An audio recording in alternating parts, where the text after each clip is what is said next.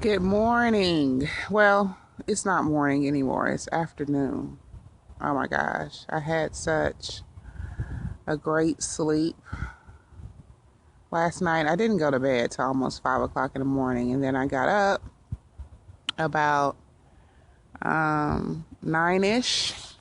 And then I fumbled around a little bit and decided to go back and get in the bed. And then I got up um, almost 1 o'clock. And Maximus started growling and barking. So we're out here in our favorite place, just enjoying nature and everything that comes with it. But the last time we were together, we were talking about taking the different steps of living your best life. And the first one was finding your purpose and your passion, really discovering it and um, holding it dear to your heart. And then the second one was the power of forgiveness. And I got a lot of phone calls and emails about um, how to activate the power of forgiveness. So maybe we'll do a little segment on that. Come on, Maximus, come back over here. I have to keep Maximus in my eyesight, just like a kid or someone to come and snatch him. So we talked about that and the power of forgiveness. And so the third one, I would say, is now making a plan, building some goals to live in your best life. And writing out a plan of what that will sound like and look like. So, for instance, if you know that, you should be a life coach, or you should be a clothing designer, or you should be in ministry, that's your calling, or you should be a school teacher, or you should be an architect, whatever it is, and you're not operating in your destiny, you need to set you some goals, some short-term goals, so you can really, really objectively measure that in the now. So let's start with, in the next 30 days, I am going to operate in this manner so I can practice living in my passion, in my purpose, in my destiny. And then continue doing that. Continue knocking those goals out and start the transformation in your brain that you are worthy and you are destined to live in your purpose and in your passion and in your destiny. Um, it's People talk about it all the time. Is it easy to do? No. Why? Because you are not working right now in your purpose. You go to a 9 to 5, you clock in, it's paying your bills, and you're afraid to leave it because it's your livelihood right now. So that's why I say just set some realistic goals. If you want to be an entertainer, if you want to be, I have a good friend that, you know, she's a comedian. She just came to my heart. Hi, Amira. She's a comedian.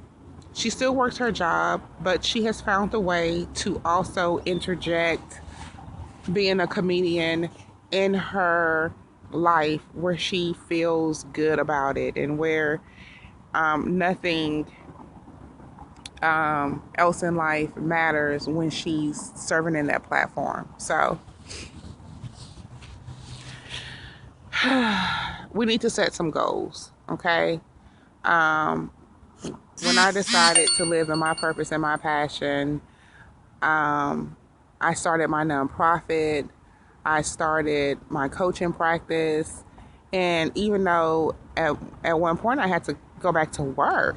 I wasn't surviving, and I did have to go back to work, but it didn't matter because I knew that it was only temporarily. Like, I got to come back and do this temporarily because I get to go back full time and do what I know I'm really, really good at for myself, for my vision, and for my purpose.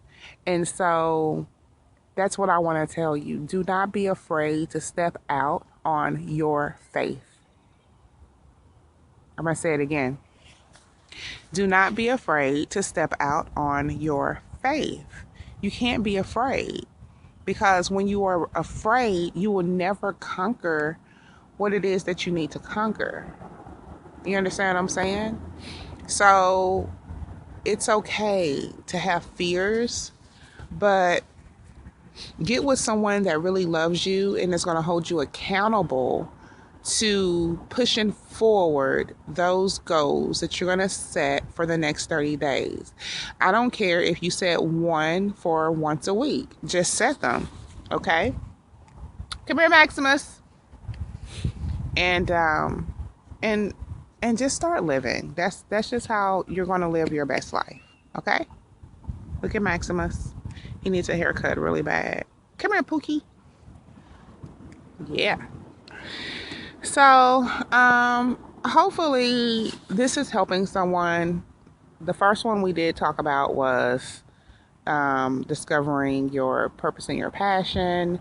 The second one is the power of forgiveness. You have to release all of that anxiety and all of that pain and all of that hurt and hate in your heart in order for you to even enjoy what God has in store for you.